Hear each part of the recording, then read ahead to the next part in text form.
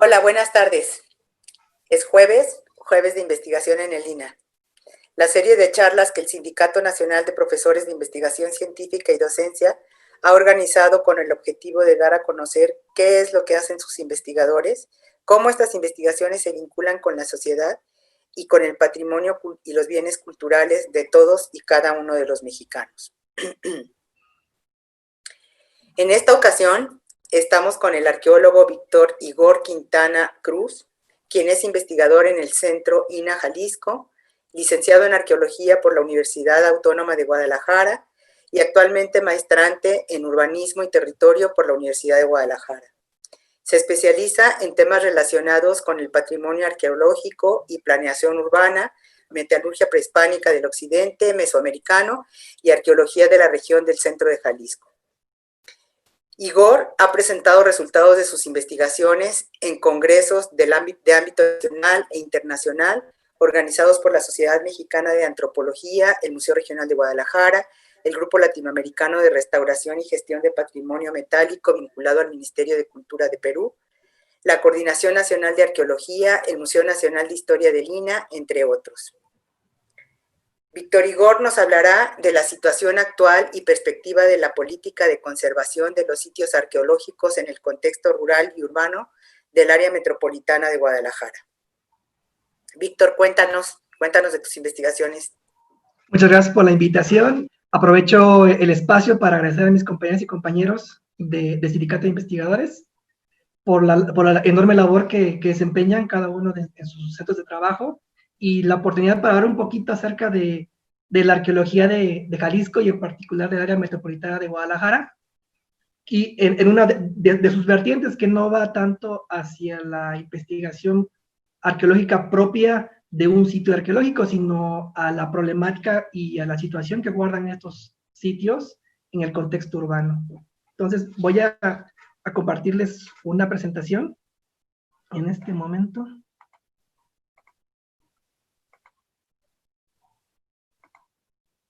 Ahí está.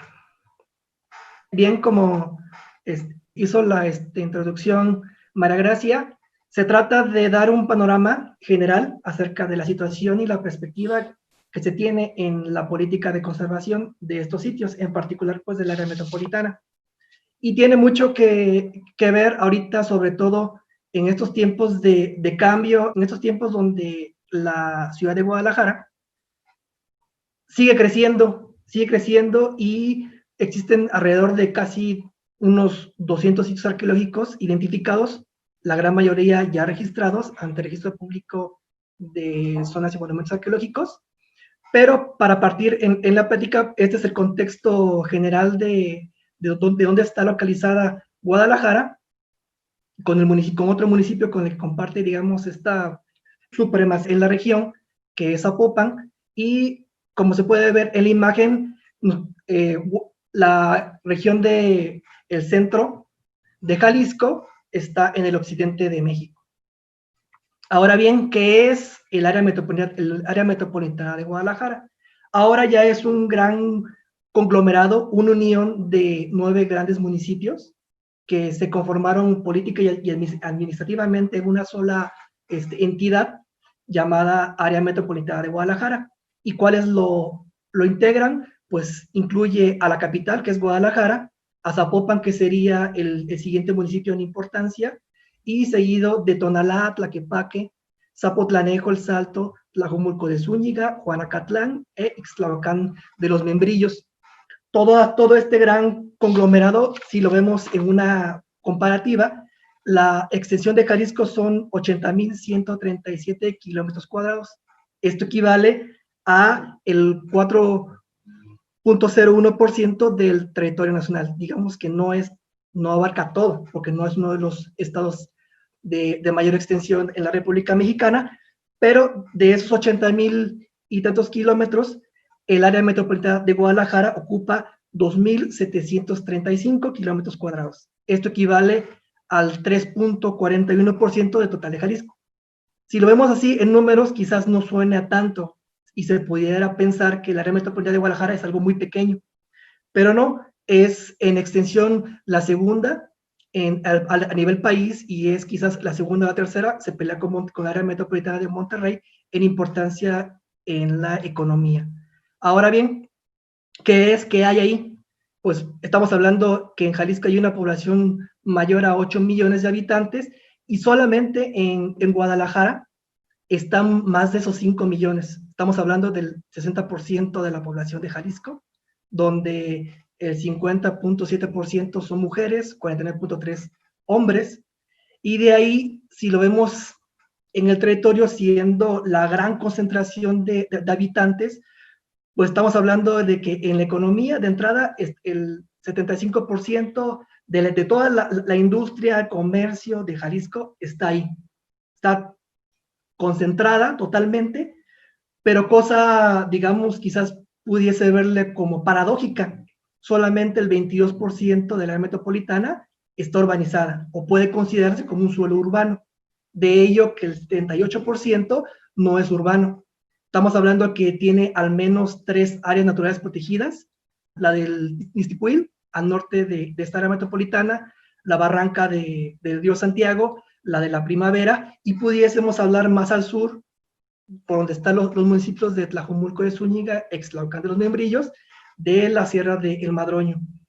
Tiene todavía una amplia superficie de suelo agrícola, que es la actividad, digamos, predominante en extensión, y de ahí que el área metropolitana esté, digamos, integrada por 20 localidades urbanas, que incluyen los centros de población de estos municipios, 31 mixtas, es decir, que están entre el campo y la ciudad, y 857 rurales.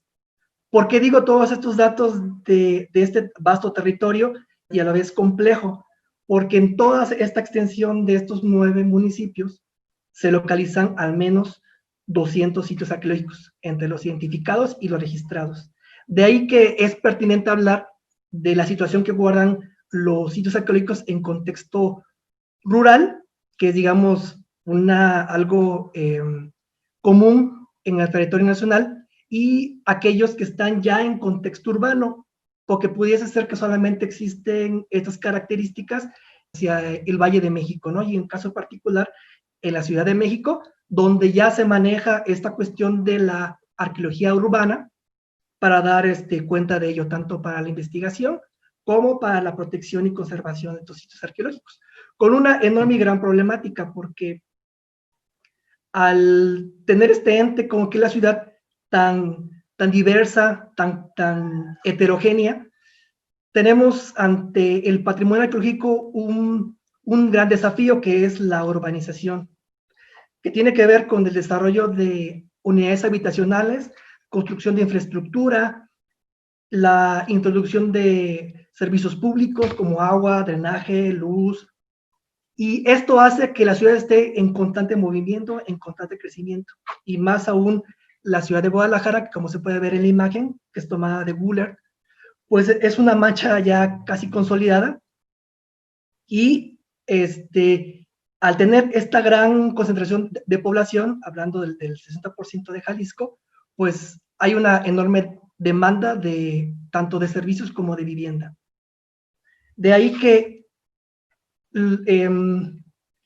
si hablamos de la arqueología, pudiese ser quizás por la cuestión de las referencias bibliográficas que no se pudiese observar el panorama completo de la investigación arqueológica en este llamado Valle de Temajac, ahora ocupado por el área metropolitana de Guadalajara, donde ya están plenamente identificados 4 grandes fases culturales. De la más antigua a la más, digamos, reciente, tendríamos a la nombrada Tabachines, del 400 del 400 antes de nuestra era al 450 después, que ocuparía este preclásico tardío, clásico temprano, identificado más que nada por esta construcción de tumbas llamadas tumbas de Tiro. Después tenemos a El Grillo, del 450 al 900, que tiene que ver más con un tipo de arquitectura con estos cánones teotihuacanos. Posteriormente tenemos el posclásico temprano, denominada con la fase Atemajac, de 900 a 1200, 1300, y esta última fase llamada Tonalá, del 1200, 1300 a al 1530 y tantos, que tiene que ver ya con el momento de la invasión de los españoles y hasta la consolidación de Guadalajara. Hay un gran repertorio de investigación y datos que pueden ser útiles para caracterizar cada uno de estas fases culturales y su manifestación, digamos, material más evidente, como puede ser la cerámica, los artefactos de lítica y sobre todo los asentamientos, hablando de la arquitectura. Pero bueno, aquí lo importante es retomar toda esta investigación que existe y plasmarla en la problemática que tenemos y nos enfrentamos en el área metropolitana de Guadalajara. De ahí que en esta imagen se puede ver como una numeralia de lo que se conoce hasta ahora, con 2.144 sitios registrados hasta la base de datos del 2019. De ahí que se extrae un total de 6.8 de total registrado, nada más enfocados al área metropolitana de Guadalajara, y como se puede ver en la tabla, el municipio que tiene más sitios arqueológicos registrados, más no tiene que ser totalmente lo que se conoce, son 113, y tenemos municipios que no tienen ningún sitio arqueológico, aún todavía no han sido registrados. Esto refleja, digamos, el trabajo que se tiene enfocado hacia registro arqueológico. En la tabla de abajo se pueden ver cómo ha sido esta, digamos, evolución o este camino en el registro, donde se cuenta en el periodo del 72 al 2001, donde podemos congregar la mayoría de los sitios arqueológicos registrados, y digamos que esto nos da un panorama de lo que ya se conoce simplemente hacia el área metropolitana. Ahora bien, en la imagen podemos ver los sitios, digamos, si no los más emblemáticos, sí los más identificables y reconocibles, tanto en la bibliografía como en el tipo de asentamientos prehispánicos, que son sitios grandes. Estamos hablando de una extensión que va desde los 10 hasta los casi 100 hectáreas en su momento de registro. Y lo interesante aquí en la imagen es la ubicación de estos sitios dentro de esta mancha urbana. Los que se logran ver con las flechas indicados, digamos, en la parte superior de la imagen al centro sería el sitio de la Coronilla, el que estaría hacia la derecha de la pantalla, cerca de donde está el símbolo del norte, ese es Coyula, y hacia el otro extremo encontramos dos flechas, uno indica Etizate de los Cerritos y Santana Tepetitlán. Estos están indicados porque más adelante en la plática les voy a hablar cuál es su situación. Y como pueden ver, pues ya la mancha urbana está encima de varios de ellos. Y lo que se resalta en la imagen es periférico, y esta zona que queda fuera que podemos llamarlo en términos urbanos, periurbano, que es todas estas áreas, superficies que en su momento eran terrenos de cultivo, eran rurales, y conforme fue creciendo la ciudad, a partir de la década de los 80s, 90s y el 2000 fue la explosión, pues ya se consolidaron dentro del el núcleo que es Guadalajara como municipio, y se extendió esta mancha urbana. De ahí que en el caso de los 4 sitios hacia el extremo inferior, hacia la izquierda de su pantalla, pues ya están totalmente inmersos en la mancha urbana. De ahí, vamos como un caso específico, para verlos, digamos, en contexto, tenemos al sitio arqueológico El Grillo, que su contexto es básicamente urbano, ya está totalmente rodeado por la ciudad, y se puede destacar en la imagen en su, digamos, localización, que tiene al norte, donde se marca el polígono, el periférico norte de Guadalajara. Actualmente se llevan a cabo obras para su ampliación y la introducción de un nuevo sistema de transporte colectivo que impacta directamente hacia el sitio arqueológico y directamente hacia su conservación. Esta delimitación se puede ver que está dividida en 2 polígonos, y esa división obedece a que en su momento, estamos hablando de la mitad de la década de los 70, el maestro Otto Schundube, que fue el encargado de hacer esa delimitación, pues ya estaba encima una colonia, la colonia Constitución, de orígenes desde los 40 del siglo pasado. Entonces, aquí ya esta delimitación obedece a un mecanismo de protección hacia el sitio arqueológico, que es la poligonal de delimitación, pero tomando en cuenta la urbanización existente. Es un caso, y en las imágenes se puede ver ya más esquemático qué es lo que integra este sitio referente de la fase del Grillo. Estamos hablando del 450, 900 de nuestra era, totalmente el clásico, medio tardío, y como se puede ver en la imagen más amplia, su localización dentro del área metropolitana, que como les había mencionado, pues ya lo engloba. Ahora bien, este es el plano de delimitación de los 70s y muestra o puede hacer una fotografía de aquel momento. Podemos ver que gran parte de este plano no tiene el amanzanado ni las calles trazadas porque en su momento pues eran terrenos de cultivo. Se alcanza a ver el trazo del periférico norte y más hacia el centro, a la parte inferior de la imagen, pues esta ya urbanización de la colonia Constitución. Como se puede observar, en los 70s tenemos esta situación que era entre urbano y rural, y haciendo referencia ya a una época más actual, pues tenemos un contexto totalmente urbano. Estas son unas imágenes de los vestigios arqueológicos de los montículos y su estado de conservación, donde se puede ahora nada más observar las elevaciones, que son los edificios, y obviamente están cubiertos de tierra con esta degradación propia de los edificios, que en su mayoría están constituidos con adobe, digamos que es arquitectura de tierra. Se puede observar en la fotografía la ubicación de los montículos, como es su nomenclatura. Se puede ver el contexto en esta panorámica de cómo está dentro de la ciudad. Otras imágenes que pueden dar cuenta del estado de conservación y el tamaño de los montículos, tomando como referencia y escala las casas, las bardas, los árboles. Estamos hablando de un sitio grande de casi 40 hectáreas.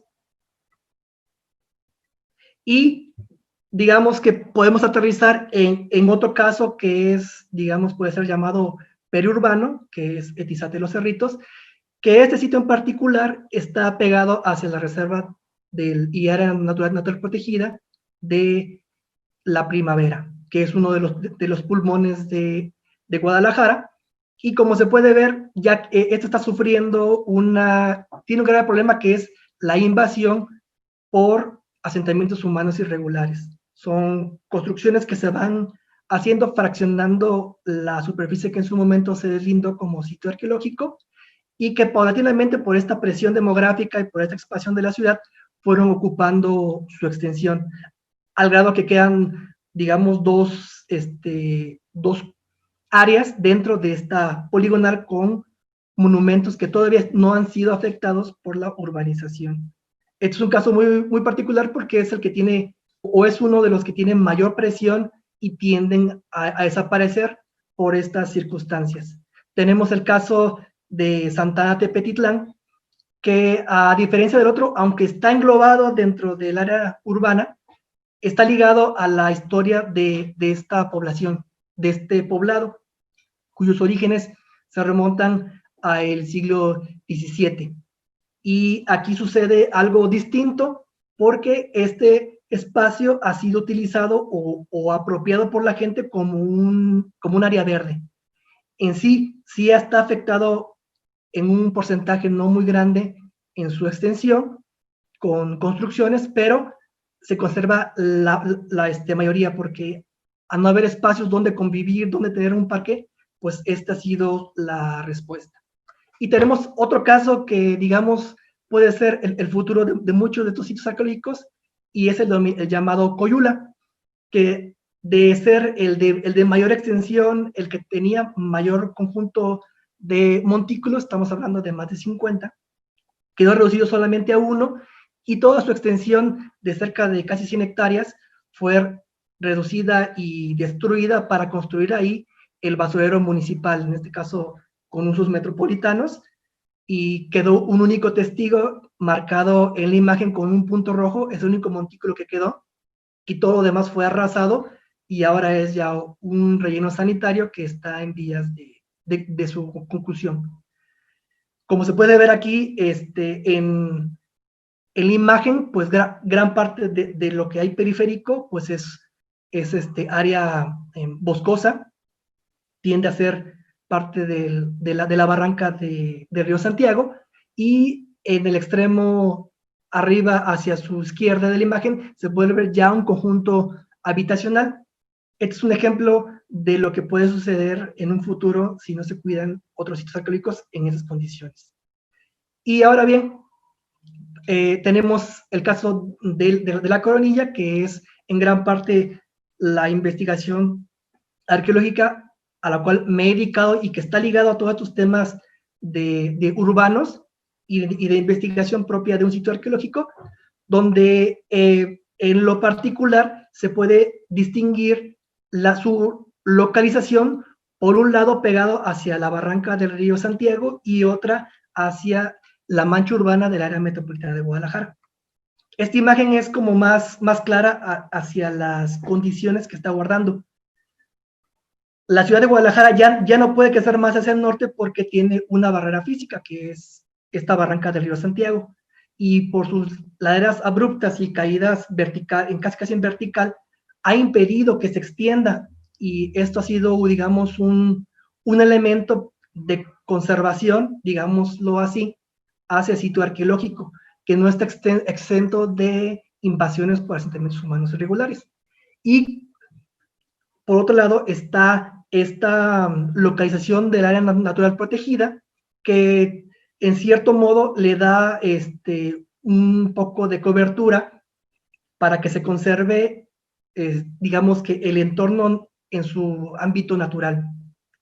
Ahora bien, y ya para concluir, como se puede dar o se puede ver en esta serie de sitios arqueológicos, en las imágenes, en lo que he estado narrando, existen, por un lado, un conocimiento acerca del área metropolitana de Guadalajara en sus antecedentes hacia la arqueología, y que es denominada como Valle de Atemajac. Existe una larga trayectoria en investigación, existen, como les mencionaba, aunque nada más están registrados 146, hay cerca de 200 ya identificados, y tenemos sitios de cierta extensión y monumentalidad que dan y son testigos de este gran desarrollo cultural. Y por otro lado tenemos a la ciudad, una ciudad que sigue en constante crecimiento, que se rige por las formas de hacer ciudad con intereses diversos, tanto de las inmobiliarias como de los gobiernos, y también de las personas que se buscan hacerse de una casa, de un lugar donde vivir, y que son los que más están, digamos, relacionados con la aparición de los asentamientos humanos irregulares. Y en su conjunto, pues tenemos una situación apremiante para algunos de ellos, donde esta presión de urbanizar hacen ver a los sitios arqueológicos como el único espacio urbanizable. Es decir, lo que se pretendería ahí sería, en cierto modo, que se acabe el sitio arqueológico para poder aprovechar esos espacios y seguir construyendo. Y tenemos otras áreas, donde, como ejemplo la Coronilla, donde al estar ligado con un área natural protegida, pues tiene como, si no valor, sí circunstancia de que es tanto para la conservación de los monumentos arqueológicos como hacia la biodiversidad. Entonces, en su conjunto, todo esto no ha sido y no está, digamos, planteado en un solo proyecto de investigación, sino en la forma, digamos, rutinaria que se hace en el de investigación y de protección en el Centro INAH Jalisco, está más enfocado hacia el programa de protección al patrimonio arqueológico. Posición técnica y legal. Y es más que nada un programa para dar respuesta hacia las solicitudes de urbanización. Y por otro lado se tiene la investigación, que es como la que yo les había referido, esta cuestión de la investigación propia de un sitio arqueológico como es La Coronilla. Y con eso concluiría para continuar con la plática. Pues muy interesante esta charla, Igor, en donde nos haces ver pues que en las ciudades también se encuentran sitios arqueológicos y no nada más en la Ciudad de México, sino que nos podemos topar y pues que es todo un reto el cómo conservarlos, estudiarlos frente pues a estas cosas que los están presionando como nos mencionabas, aunque me parece que una cosa que sí llama la atención en el caso de Guadalajara es por un lado este sitio de La Coronilla, en donde la propia geografía lo está protegiendo, dada su ubicación, de los intereses sobre todo de los inmobiliarios, y que contrasta mucho con la zona cercana al bosque del Nistiquil, ¿no? Donde pues los intereses inmobiliarios han arrasado con gran parte del territorio y amenazan con seguir arrasándolos. Y pues la labor del instituto es muy importante ahí, y sin embargo no hay recursos para poder hacer este tipo de trabajo, ¿no? O sea, como que el interés por defender todo este patrimonio, porque además, bueno, la zona, aunque ha sido bastante estudiada, creo que todavía plantea muchos retos de investigación y de interpretación a los arqueólogos. No sé qué nos podrías decir al respecto. Sí, digamos que es un área, una región vasta y rica en información, en historia, hablándolo de un modo global, tanto arqueológico como histórico, en lo histórico incluso, donde los pueblos originarios fueron borrados por diferentes procesos, que sería también otro tema de hablar ahí, que no solamente son los sitios arqueológicos, sino también esas poblaciones. Y en particular en el INAH, en la situación en la que nos encontramos de coyuntura hacia qué hacemos, ¿no? Ante todo este panorama, pues obvio que no solamente un par de manos o una cabeza puede con esto, ¿no? Se requiere de todo digamos, una conciencia como instituto que qué hacer, porque esa situación que guarda Guadalajara, pues no es única y tampoco es exclusiva. Se tiene los mismos problemas en áreas metropolitanas como Colima, como León, como Nayarit, incluso como Tepic, que quizás no se hable mucho de ello, ¿no? ¿Qué está pasando? Porque vemos al sitio arqueológico como algo remoto, como el que está en la montaña, como que la ciudad nunca le va a llegar, ¿no? Y tenemos estos casos que la realidad nos supera, ¿no? Y en ese sentido, el poco recurso que se destina por un lado, hacia la investigación es sumamente limitado, nada más da para plantear 2 o 3 objetivos, puede ser delimitación, puede ser un recorrido, pero no da para dar mayor cobertura a los quizás 200 sitios arqueológicos identificados. Por otro está esta cuestión del programa de protección técnica y legal que se da en todos los centros de trabajo, estamos hablando de todos los centros INAH a nivel república, donde el dinero que se les dota no va más allá de para poder tener unos pocos viáticos y gasolina y que los arqueólogos se puedan mover.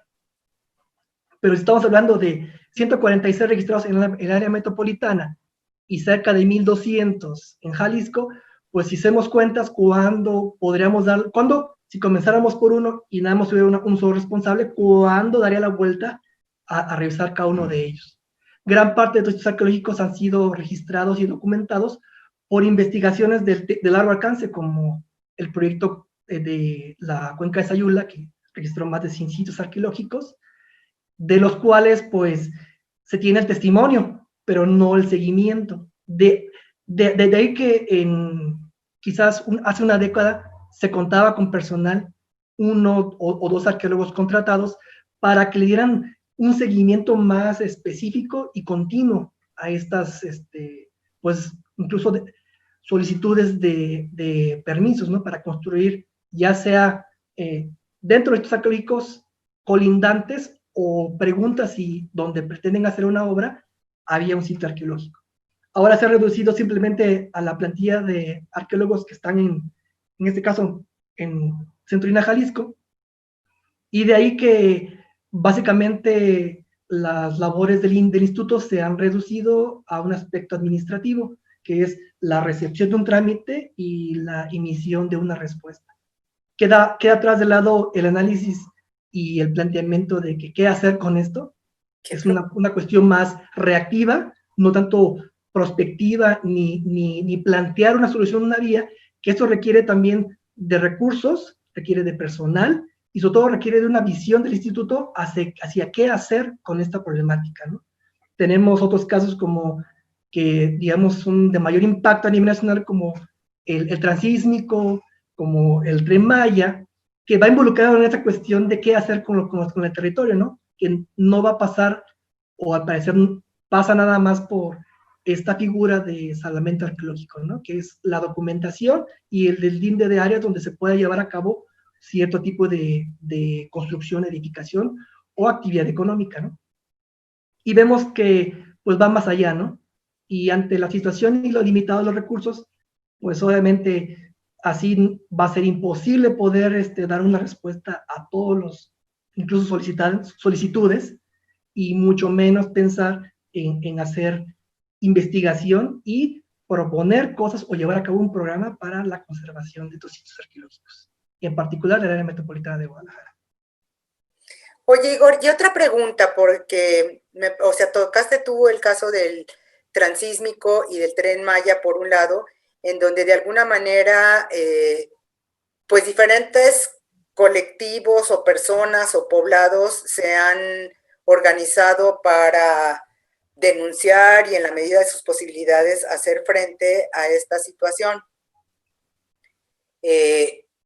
Pareciera que es una cuestión única y exclusivamente en el caso de estos dos grandes proyectos, como el del Plan Integral Morelos, que fuera una cosa nada más local, pero a fin de cuentas es una cosa que nos corresponde a todos los mexicanos porque está dentro del territorio y a toda la humanidad, porque se está destruyendo pues parte del patrimonio cultural de la humanidad.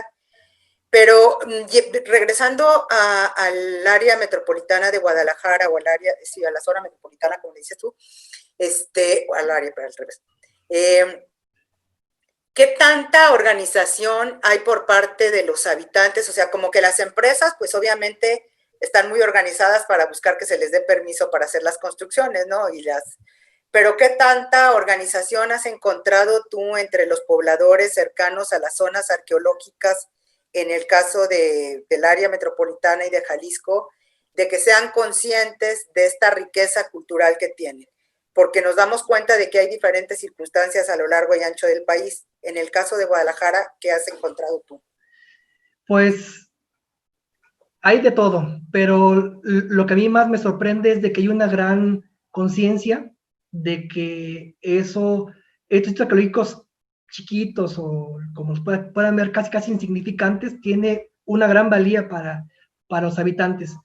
Y nos enfrentamos, yo creo que como a dos vertientes. Uno, los que están ligados o vinculados a las poblaciones originarias, a estas poblaciones con un arraigo de cientos de años, que sí los ven como algo más cercano o que tuvieron conocimiento de sus abuelos, sus abuelas, que le hacen referencia a estos famosos sitios de los antiguos, sitios de los ancianos, los sitios de los indios, que con estas referencias hacen como vínculo.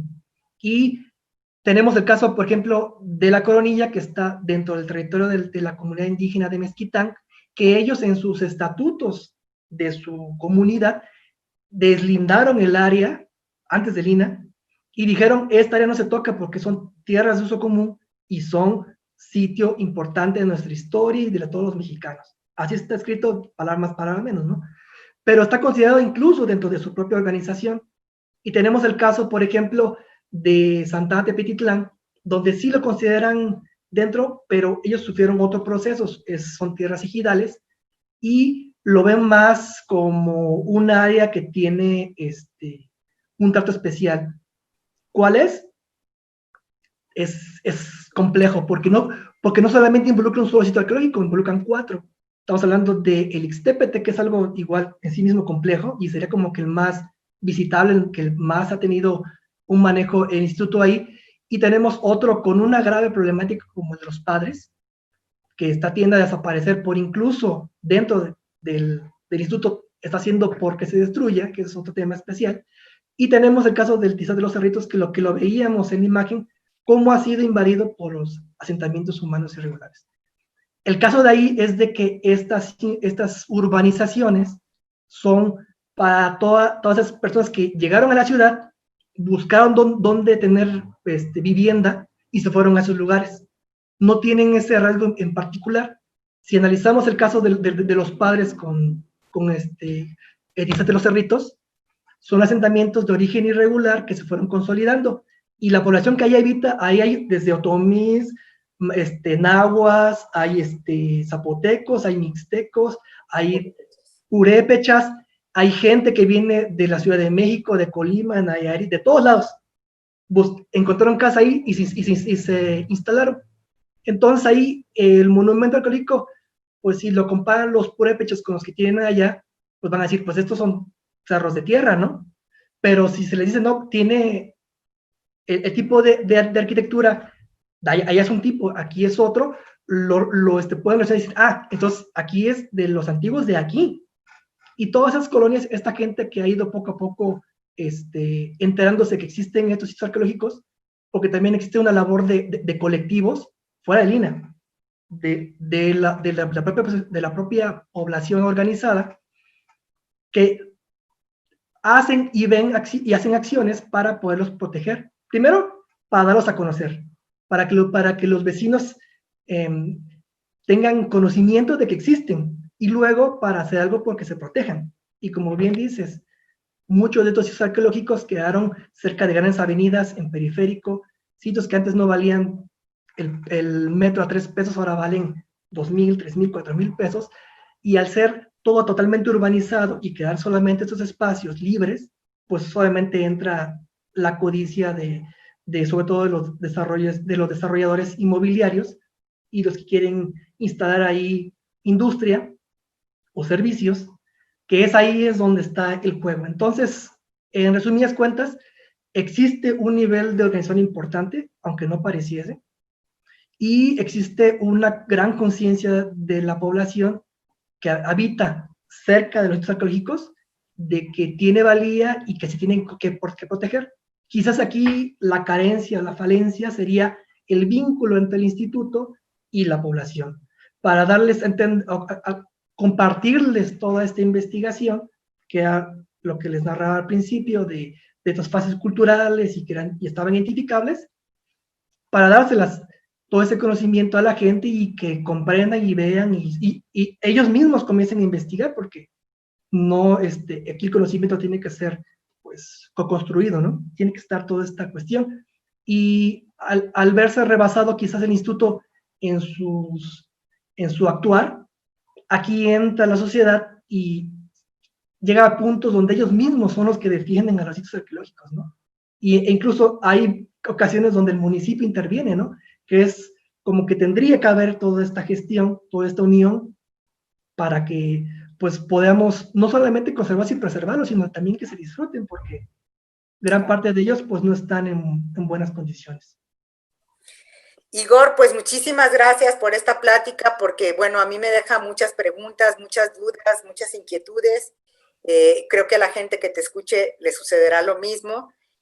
Yo personalmente destaco esto de lo que hablábamos al final, en donde el instituto está viéndose muy chiquito frente a la demanda de la sociedad de que todos estos sitios sean estudiados, conservados, protegidos, difundidos, gozados, como bien lo mencionabas.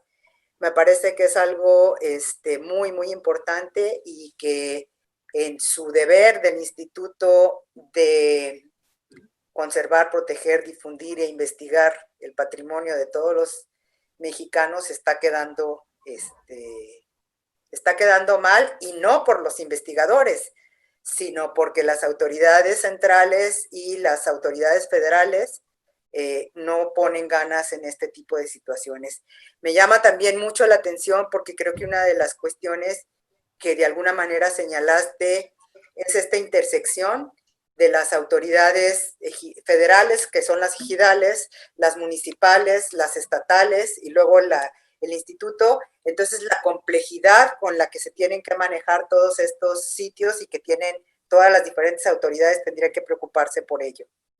Igor, muchísimas gracias por todo esto, agradecemos mucho al Comité del Sindicato Nacional de Profesores de Investigación Científica y Docencia que ha impulsado la realización de estas charlas y por supuesto a quien está tras el escudito morado, que es nuestro técnico estrella, todo, el compañero Daniel. Gracias a todos y los esperamos la próxima semana. Muchas gracias. Adiós.